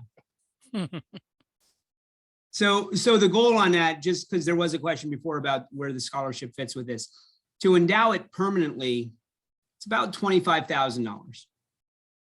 That's the ballpark math of how the interest works to continue in perpetuity that scholarship. This is one of several events. The goal is that people had such an amazing time at this one and repost it, that when the next one comes, we've generated the FOMO to get more people. And we will run the gamut of these things until we get exhausted. Just from a personal take and from the opinion of the jerk in charge of it, I'm reasonably certain that the balloon festival this year, we're probably going to take 10% off the top and put it towards the Marich Scholarship. I will get club approvals for that, but since we have the 3 largest clubs sitting in the room, I'm pretty sure that's been done already. All those in favor say aye. Aye. Aye. Anybody opposed? All right, it's passed. See how that worked? But if we could take a moment, Mr. Dean Connor, you'd like to say something, sir? Well, so thank you, everybody. And I just want to hear the support, and I'll be glad to support also in the future. I know Bruce for a long time. I started Circle K as financial counselor in '91, the year that Bruce retired and John Coogan and I took over. So, but Bruce was always around, and the success of Brookdale, it's always tough to have a 2-year school because of their turnover, but because of Bruce, his involvement. 2-year school. He said it. It's a 2-year school. He meant it. Well, it's supposed to be a 2-year school. Some people took a little longer, but anyway. But the important thing is that he, because of his longevity, he did a great job and kept the success of Brookdale in the future. So I want to just thank and my regards to Jackie and the family, and we will continue to keep Bruce's legacy going.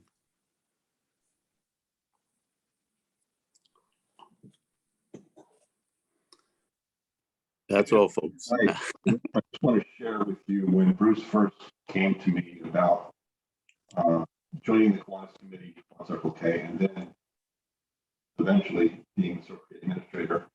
And while Mike Alivo did speak as the current administrator, I want to recognize there are others that walked in Bruce's footsteps all besides myself. Daniel did. Kelly Shaw did for Pennsylvania.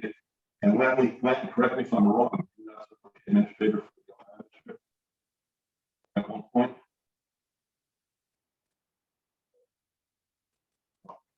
One of the things that Bruce told me, and Mike, I don't know if you ever got this story, was to show the dedication that Bruce had. His first year as administrator, he had commitments for 48 of the 52 weekends. We're just saying no. Can't hear you, Mickey. Mickey, start over. We can't hear you. You can't hear me. Now we can. Okay. That's better. Okay, so on Michael Ivo talked about Circle K today. Break it up. You're breaking up. You did it again, you bastard. We can't hear you. Better audio. Do you need a tech? Do you need a tech guy? Contact the You need a microphone, my friend. We need to talk, contact a new tech guy. Boy, it's a tough room. It's a tough room.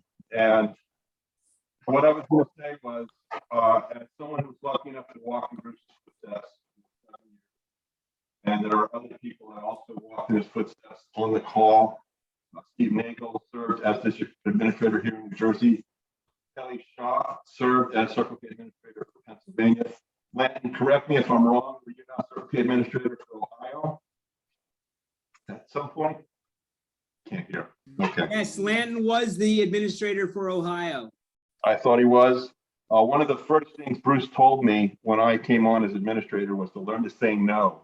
Just to give you an idea of his dedication to the organization, he told me his first year he had committed to 48 weekends out of the first year.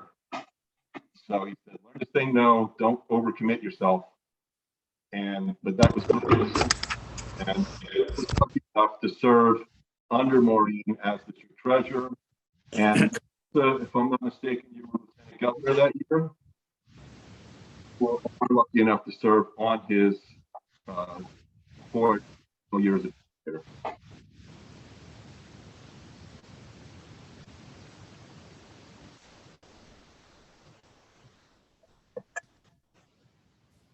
Would anyone else like to say anything? Well, then we'll make it. I do want to say something.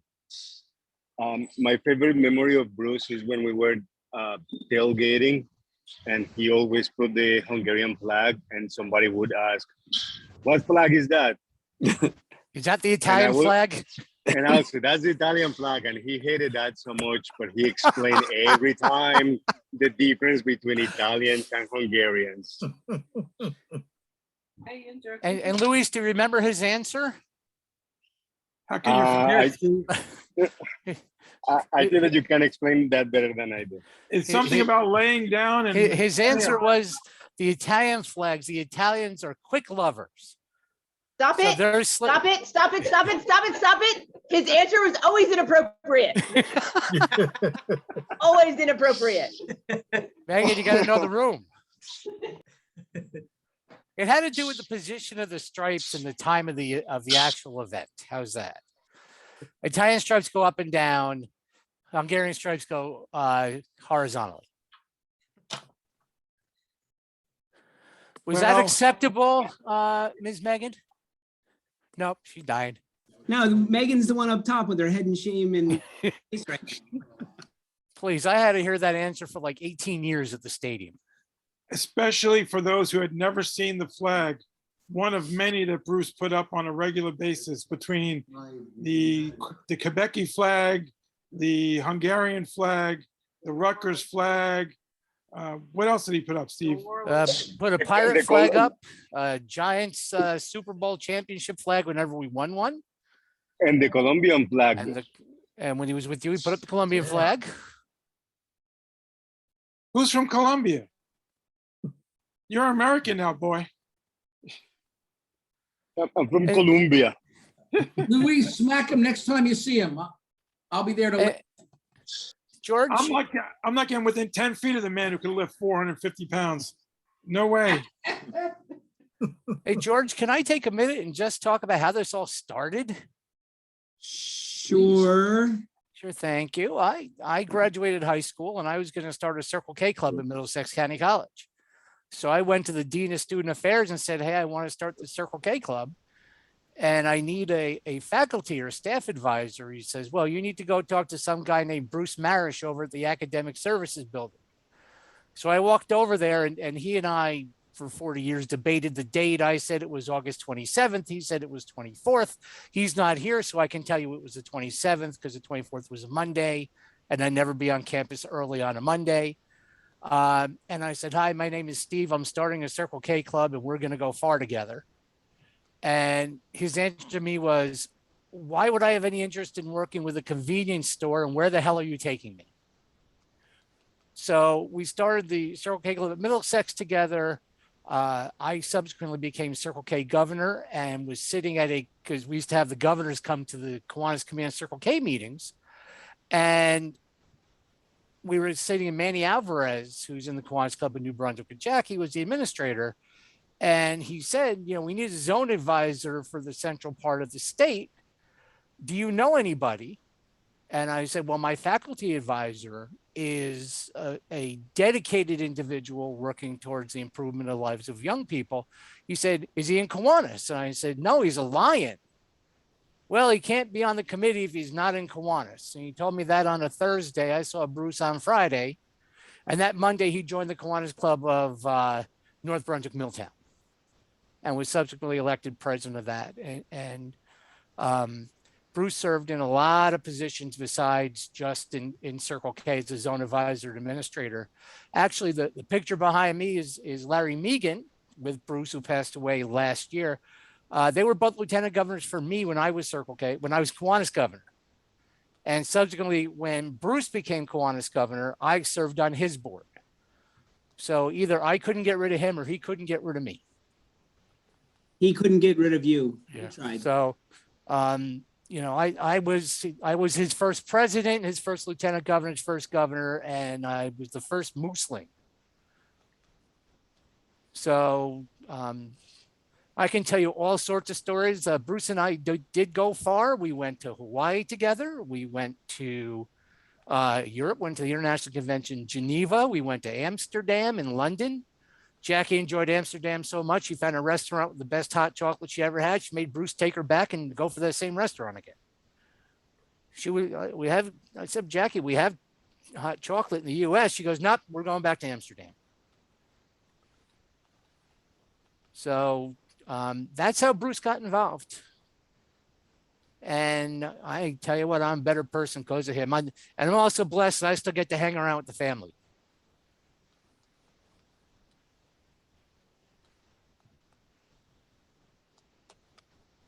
Thank you, George. The floor recognizes. Hello.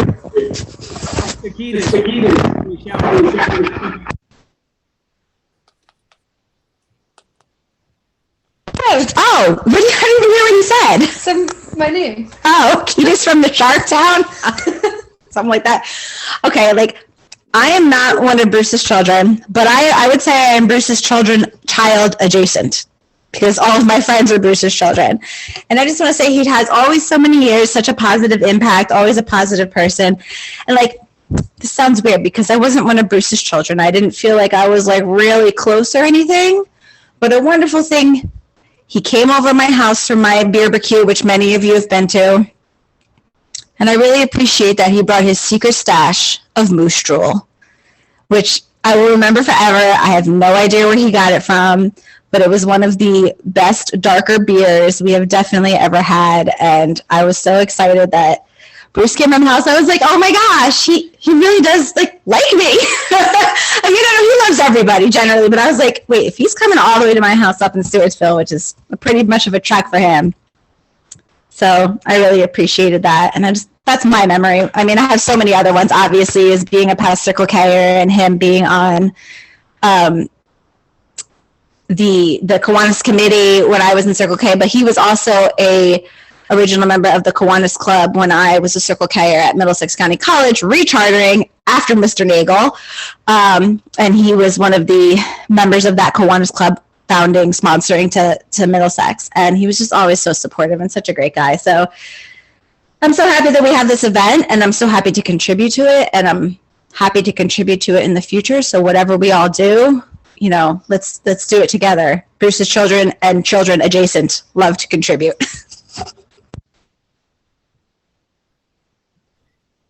Hey, I'll just do a quick ad.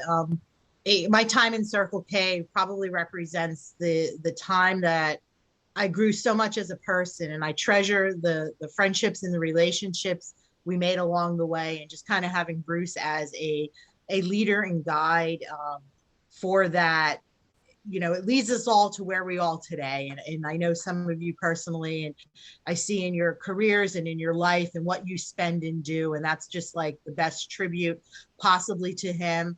And I'm very excited that through this fundraising for this scholarship that we can kind of continue and reunite in these friendships in this time together, because it was really some of the best time of our lives. So I love you and appreciate you all, and I'm glad that even though he's no longer walking this earth with us, his impact still stays strong. So thanks to that for Bruce, and love to you all.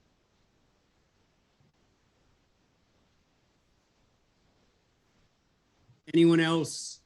Jacqueline's trying to press a button. Nope. She almost got it.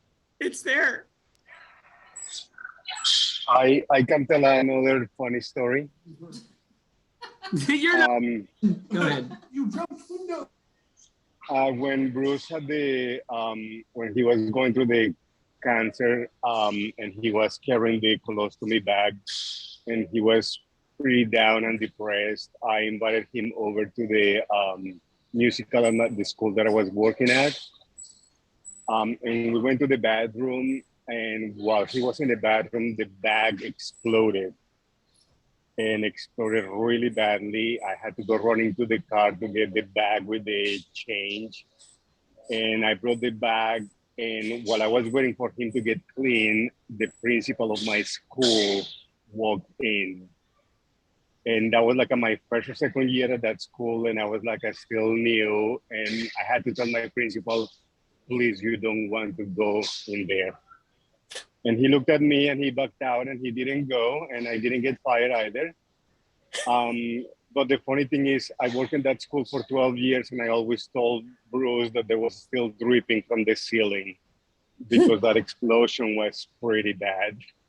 So I always call that bathroom the Bruce Marich Memorial. Okay. Top that, Jacqueline.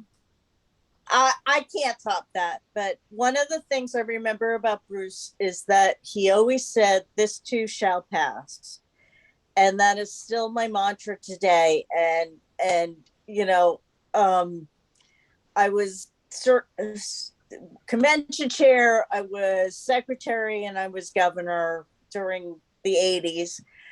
And he, you know, like I can remember baking him a cake for his birthday and driving up to North Brunswick from Trenton to give him a cake. And we got stuck in Denver because it snowed during our governor training. And when I had to go to the training in Indianapolis, he planned, because I am a klutz, I admit it, I go around with bruises of unknown origins. He sent Carolyn Seymour a note, and he's like, put a first aid kit on her table because she's gonna need it. But you know, there is just so much love for Bruce and his family. I mean, the M&M kids were M&M kids, and now they're adults with kids. I'm like, I don't get that. You know, Melissa's daughter is like my daughter's age, and that just freaks me out. But he was such an influence, and I think he's going to be an influence on our lives continually, even though he's not here.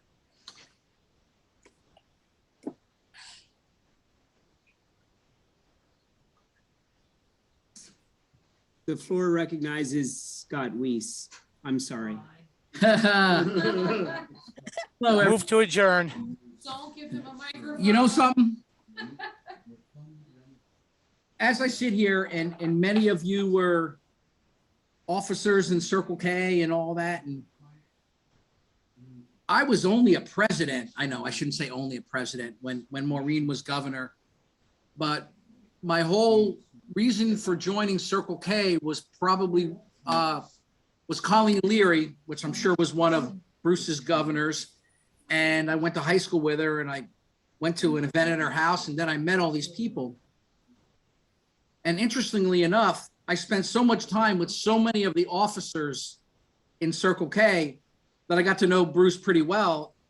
And that's why it was so important to me to be involved in making sure that we raise the money for the scholarship to recognize someone that really impacted many of us, including myself. That's it. I don't talk much. George talks more. My job.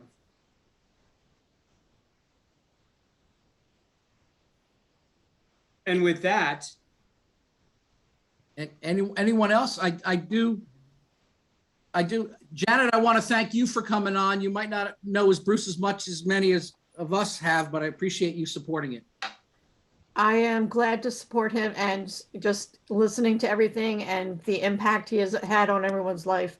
I would love to see his legacy continue, and I will support anything that you do in the future as we build this up. And I surely think that you can easily get to the $25,000 mark for an endowment easily. So yeah, I'm in here for the long haul, so I will support you guys. So thank you.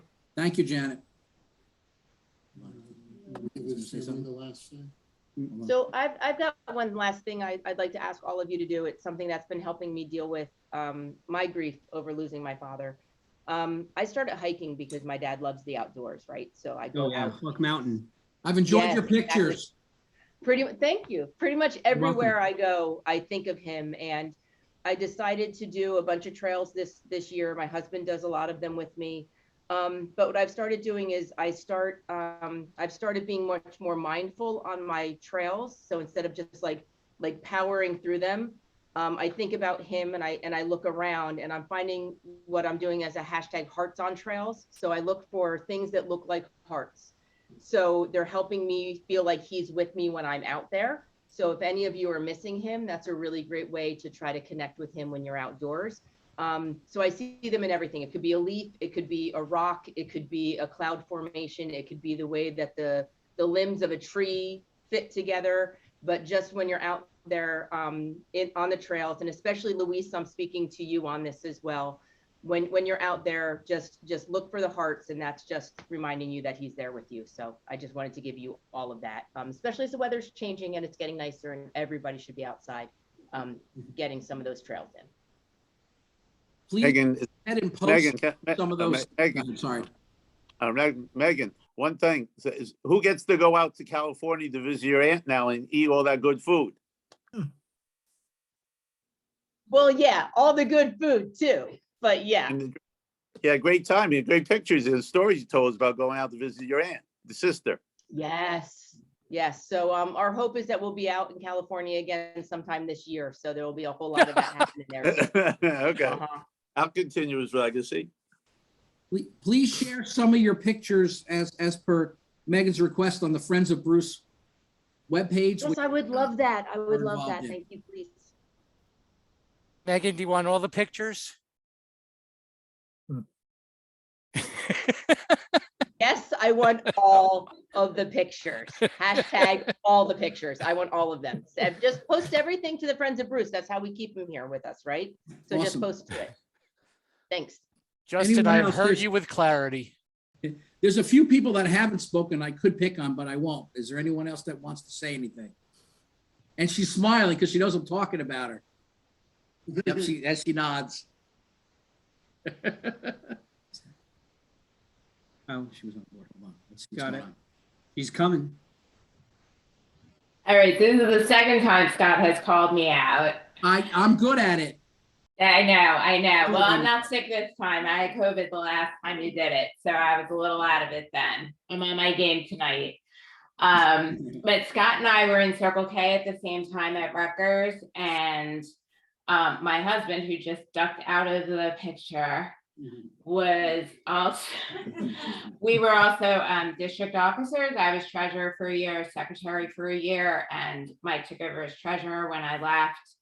And Maureen, I can't remember what school you were at, but I know that we worked together. So yeah, I know I'm drawing a blank there, but Yeah, it'll come to me. Trenton State, Yeah, but I that school, Trenton State. First person. Oh, Trenton State, there we go. Okay, Yes. which does, yes, which is now TCNJ, right?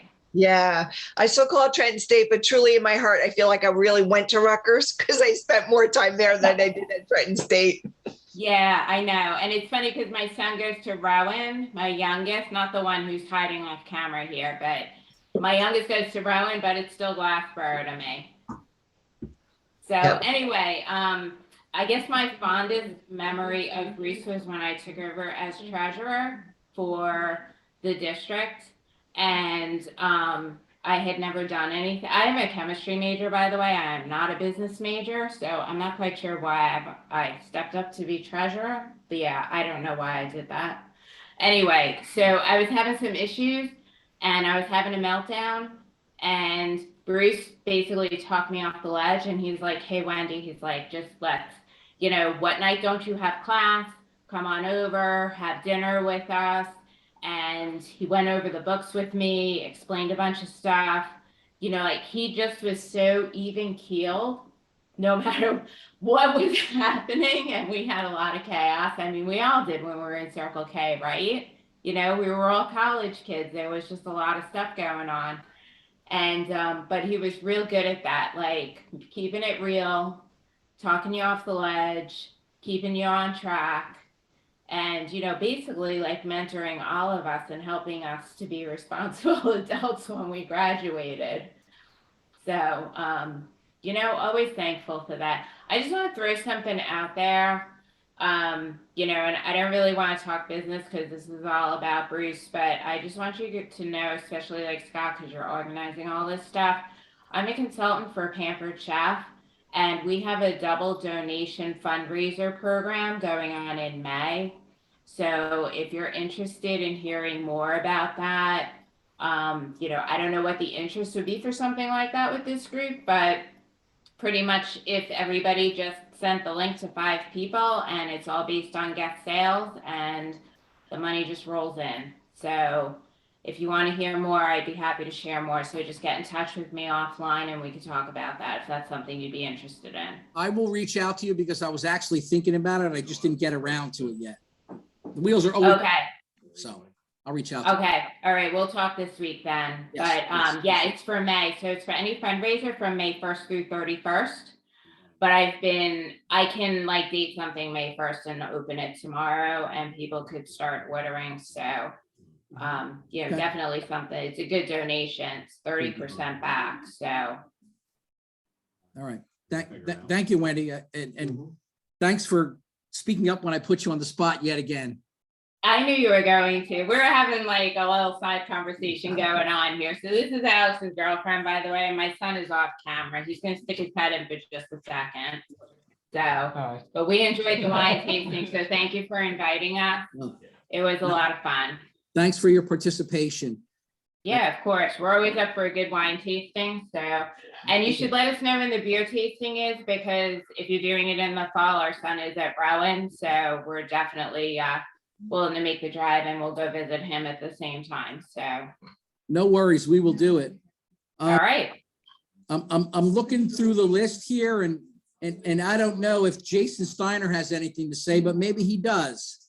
I had a feeling you were looking at me, Scott. I was looking at you, buddy. Maureen and I were governors at the same year. I was governor of New York the year she was governor of New Jersey. So that was what, 1989, 1990. And because of the number of candidates we had running in New York, the weekend that all 3 of us were available for governor's training was not the weekend that would have been for the East Coast. Back then, there were 2, I think we called them regional training conferences, if I'm not mistaken. And there were 2. one that was generally East Coast, one that was generally West. So I ended up going to the West Coast one just because of the availability of all candidates. So I never got a chance to meet Maureen until, or for that matter, this might be a blast from your past, Maureen, Steve Pospisil from Pennsylvania, until that fateful weekend that we got invited to the New Jersey Summer Social. Now, I don't exactly remember where it was held. I do remember it was the first time that I had really driven outside of New York, and if you've ever driven in New York City, all the roads have names. It's the Long Island Expressway, it's the Grand Central Parkway, even the New Jersey Turnpike. We don't know numbers. And I remember asking for directions to get to this campground, and I was being told, oh, take 95 to 81 to 70. And I'm like, no, stop. What's the name of the road? Was it Parvin? That does not sound familiar. But anyway, the point of this is I show up, and as a New Yorker, I don't believe New York and New Jersey really interacted from a Circle K perspective in the years Camp leading in up. Wendyman, they're saying. Sorry? Camp in Scott, Wendyman. it was a godforsaken place in like the freaking.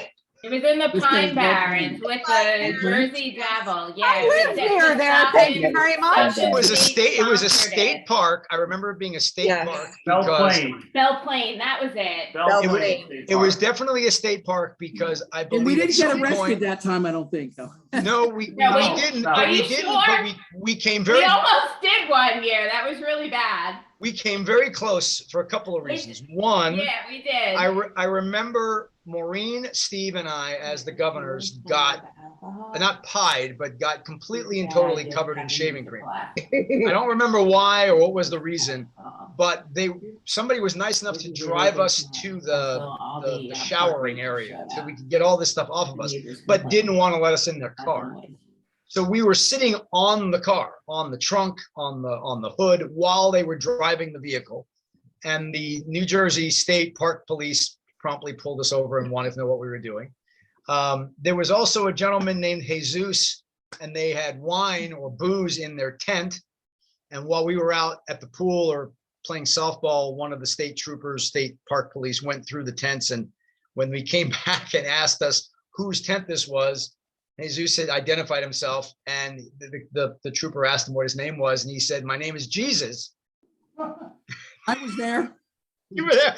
And the trooper was, "Are you trying to be wise?" He goes, "What's your name, son?" He goes, "My name's Jesus." And he wouldn't believe him, and he showed him his ID, and it said Jesus, but he pronounced it that way. Anyway, I digress. My point here is that it was at that event that not only did I meet Maureen for the first time, but I also met Bruce for the first time. And the first time I met Bruce, he was wearing his moose hat. And I remember being introduced to him as, I believe he was DA at the time. And for those of you who are familiar with New York, John Keegan was my DA. It was his first year. He's still the DA today. 30 some odd years later, he is still the DA. God bless. But Bruce and John, as far as personalities, could not be polar opposites. So I remember meeting Bruce, and I think I even said to Maureen, I pulled her aside, I said, "That's your district administrator." The guy's wearing a moose hat. So I mean, that was my first introduction to Bruce, and he was very supportive of me. The following year, I ran for international president and was lucky enough to get elected, and he was very supportive of me that year as well. And that's something for, again, the New York, New Jersey rivalry type of thing. And I'm happy to say that we were able to maintain that friendship, and it was great to tailgate with Bruce and Steve and company at Giants games once they moved into the new stadium and I became a season ticket holder. So it was always great to see them. And thank God for those flags, because I would have never found the bloody tailgate. I knew what section it was in, but I could never find them if it wasn't for those flags. So it's just a great guy, very supportive. It's clear by the testimonials that everybody else has given. And but for someone from another district, it's hard to imagine, him not being here. But I think, Scott, you said it, you summed it up best by saying, I think it was Scott that said, his legacy will live on, and the people that he will impact will long, pardon the phrase, outlive him. And I think that's true testimonial to the man. So. Okay, so we were at that picnic ground and remember that incident So that was very funny. Thank you for, it wasn't funny at the time, but it's funny to talk about it now. Right, Scott? Absolutely. I had a lot of fun. But I will tell you that one of the conventions in Tamiment, where a bunch of us that shared a room were all over 21. So we tended to have a bunch of things in our room, and Bruce comes in. Kind of things. You know, a lot of Popcorn, potato chips. yes, a lot of liquor, and Bruce comes in and goes, "What do you have?" Because it was blatantly out there, and he sat and had a drink with us. Which, don't listen, Dean. You didn't have an alcohol policy. It was fine. We didn't have yeah, it was because of us. They have an alcohol policy now. I was at that convention. Yes, we had a good time, but most of us always got up in the morning to make it to things, right, Maureen? Absolutely. We didn't look pretty, but we got up and we did it what we needed to do. Lanton's like, yes. So you know, some of the best relationships that many of us have, you know, are rooted in Circle K, and you know, there's people that I've been friends with 30 plus years that I'm still friends with. So I'm thankful for it. And I don't know what else to say. That's the spot though. And with that, one last toast. One last toast to Bruce. Bruce. Bruce. To the moose. Take care.